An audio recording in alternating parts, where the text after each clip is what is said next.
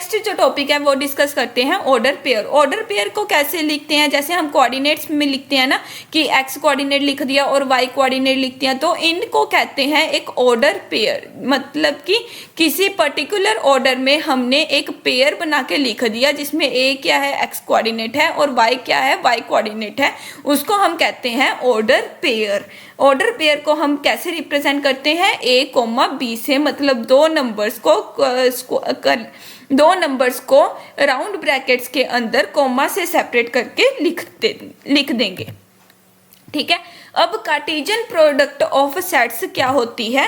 Cartesian product of sets में क्या करेंगे, अगर a इंटू बी करना है, मतलब a सेट को मल्टीप्लाई करना है b सेट से, तो हम क्या करेंगे, इसके एलिमेंट्स क्या होंगे, ऑर्डर पेयर के एलिमेंट्स होंगे, जिसमें कि a जो होगा वो a का एलिमेंट होगा और b जो होगा वो क्या होगा, b का एलिमेंट होगा। जैसे अगर हमारे पास a क्या है 1,2 है, b क्या है 3,4 है, तो हमारे पास a इंटू बी क्या होगा 1,3, जहाँ पे a का एलिमेंट 1 है और b का एलिमेंट क्या है 3। ऐसे ही 1,4, 2,3 एंड 2,4। ठीक है। अब a, ठीक है, तो ये हो गया हमारे पास a इंटू बी, मतलब प्रोडक्ट ऑफ टू सेट्स। अब टू सेट्स में अगर प्रोडक्ट करेंगे तो उसमें एलिमेंट्स कितने आएंगे, यहाँ पे हमारे पास इसमें 2 एलिमेंट्स थे, इसमें भी 2 एलिमेंट्स थे, तो यहाँ पे कितने एलिमेंट्स आए, 4 एलिमेंट्स आए। लेकिन जनरल में क्या होगा, मान लो कि सेट ए के एलिमेंट्स कितने हैं, सेट ए में है हमारे पास m एलिमेंट्स और सेट बी में है n एलिमेंट्स, तो a इंटू बी में कितने एलिमेंट्स होंगे। तो इसको देखने के लिए हम क्या करेंगे कि फिर से परम्यूटेशन यूज करेंगे। सेट a में m एलिमेंट्स हैं, तो m में से कोई भी एलिमेंट चूज कर सकते हैं, जैसे हमने यहाँ पे पहले 1 चूज कर लिया, फिर 2 चूज कर लिया। ठीक है। तो जो फर्स्ट एलिमेंट है, फर्स्ट एलिमेंट a जो है वो कितने वे से चूज हो सकता है, m वे से। सिमिलरली अगर हम b है तो b हम किससे चूज करेंगे, सेट b से। तो सेट b में से b कितने बार चूज हो सकता है, n वे से। तो टोटल नंबर ऑफ वेज कितने आएंगे, m इंटू n, मतलब कि cardinality of a into B कितनी होगी, m n। ठीक है। a इंटू बी में कितने एलिमेंट्स होंगे, m n एलिमेंट्स। अब नेक्स्ट हमारे पास properties of Cartesian product of sets.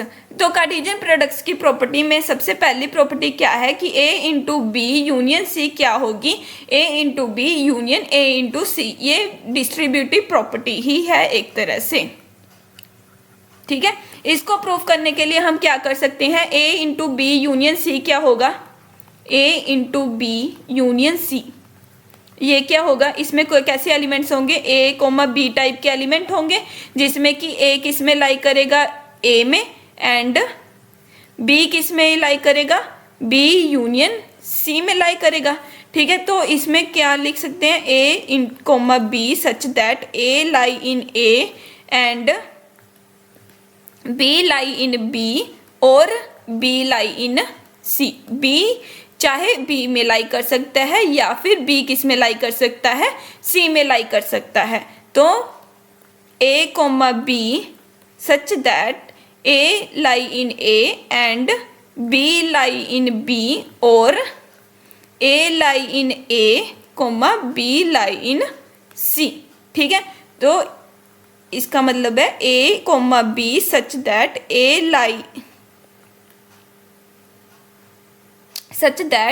a comma b order pair present in a into b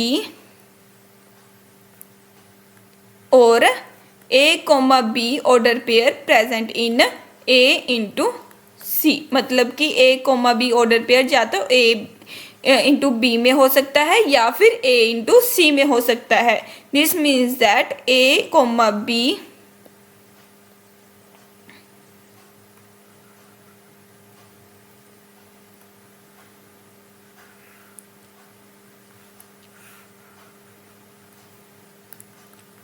तो अगर हम इस स्टेटमेंट को अलग अलग करके लिखें तो इसको क्या लिख सकते हैं, a comma b such that a is lie in a and b lie in b, और a comma b such that a lie in a and b lie in सी।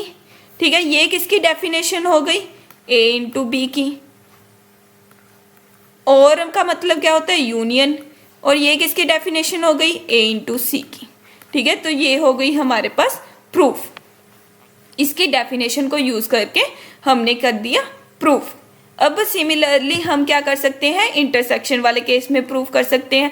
बस जहां पे हमने और लिखा था उसकी जगह पे क्या हो जाएगा, एंड।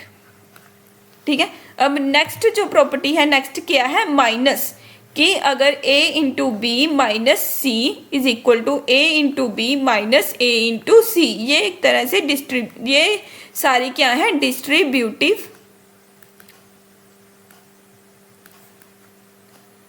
प्रॉपर्टीज।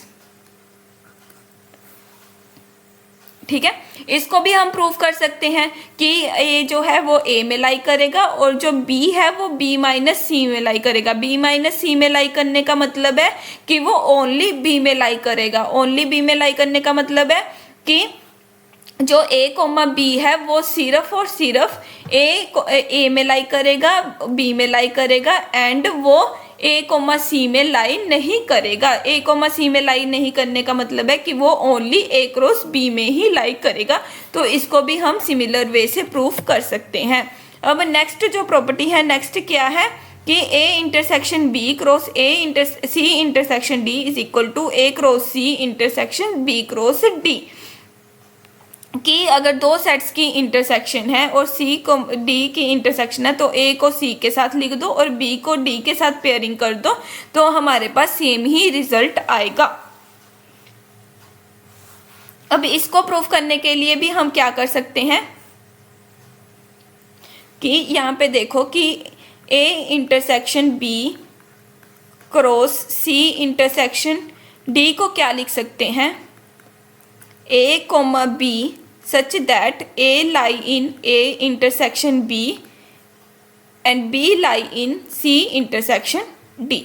ठीक है, तो इसका मतलब है कि a comma b such that a lie in a and a lie in b comma b lie in c and b lie in D.